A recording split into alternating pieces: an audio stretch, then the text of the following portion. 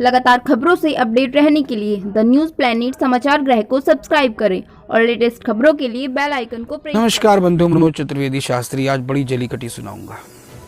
सुनो, और खास तौर से वो सुनो जो ये नारंगी झंडा हाथ में लेकर और नारे हिंदुत्व के लगाकर लोगों का बेवकूफ बना रहा है।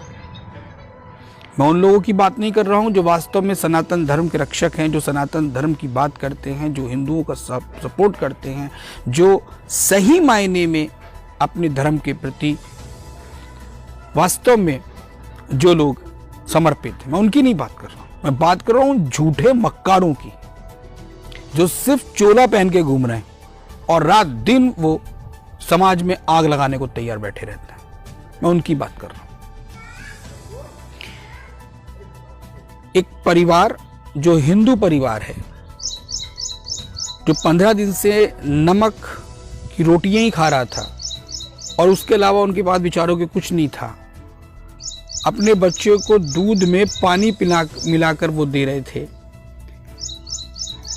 वो परिवार मेरे पास आया, उसने मुझसे कहा कि साहब अगर आप कुछ सहायता कर सकते हो तो कृपया हमारी कोई सहायता कर दें। मैंने कई लोगों से बात की, मैं किसी का नाम नहीं लूंगा, लेकिन जिन्हें मैं समझता था कि वो झंडा उठाए घूमते हैं नारंगी रंग का और भाई हिंदुओं के बड़े हितैषी हैं, तो नेता टाइप लोग हैं तो कुछ करेंगे, लेकिन उनमें से किसी भी कमबख्त ने कुछ नहीं करके दिया। एक दो ने आश्वासन जरूर दिए पर करा कुछ नहीं।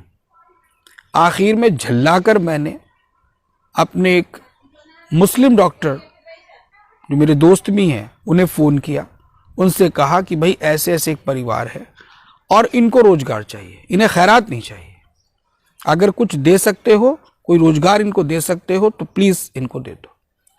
उन्होंने बुलाया, उन्होंने उन्हें 1000 रुपये एडवांस दिए और कहा कि देखिए मैं आपको कोई खैरात नहीं दे रहा हूँ, ये मैं 1000 रुपये आपको एडवांस दे रहा हूँ और इसलिए दे रहा हूँ कि अगर आपको आवश्यकता पड़े भविष्य में तो आप मुझसे दोबारा और भी पैसा ले लीजिएगा, लेकिन जब लॉकडाउन खुल जाए, मेरा हॉस्पिटल सुचारू रूप से चलने लगे तो आप आकर मेरे यहाँ काम करना शुरू कर दीजिए, काम प्रारंभ कर दीजिए।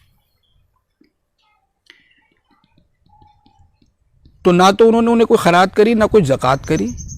उन लोगों को रोज़गार के लिए एक एडवांस दे दिया और उन्हें एक रोज़गार भी दे दिया और बता दिया कि आप आ सकते हैं, काम कर सकते हैं। उनकी सहायता भी हो गई। दूसरे जो मेरे मुस्लिम हैं भाई हैं, मेरे मुस्लिम दोस्त भी हैं जो कि दिल्ली में बड़े कॉन्ट्रैक्टर हैं, आजकल वो यहीं पर हैं और एक राजनीतिक परिवार से हैं। मैंने उन्हें फ़ोन किया, उनसे कहा कि यदि संभव हो तो आप कोई मदद कर दीजिए। ये लिखकर मैंने उन्हें व्हाट्सएप पर भेज दिया, ये बताते हुए कि ये परिवार हिंदू है। उन्होंने 2 मिनट के अंदर अंदर मुझे फ़ोन किया और मुझे बोले कि आपके पास एक बंदा आ रहा है और वो लोग एक नहीं 2 राशन किटें आ रही हैं, आप एक किसी और को दे दीजिए अगर ज़रूरत हो, या इन्हें ज़रूरत हो तो दोनों इनको ही दे दीजिए। 15 मिनट के अंदर मेरे पास दोनों राशन की किट्स आ गई, जिसमें से एक किट मैंने उस परिवार को दे दी।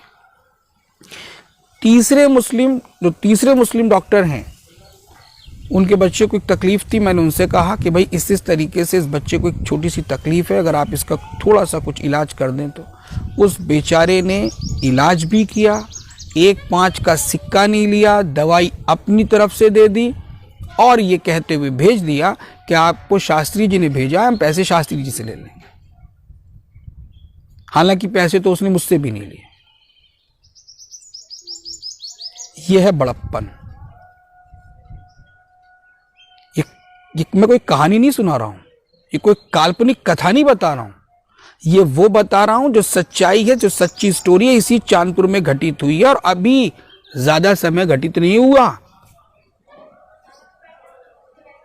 कल की घटना सुना रहा हूं और ये राशन किट आज पहुंची, अब से मेरे ख्याल से 2 घंटे पहले ही।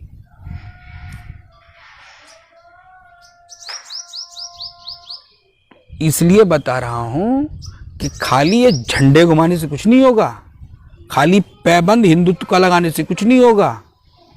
कुछ हिंदुओं के लिए करो, करके दिखाओ कुछ।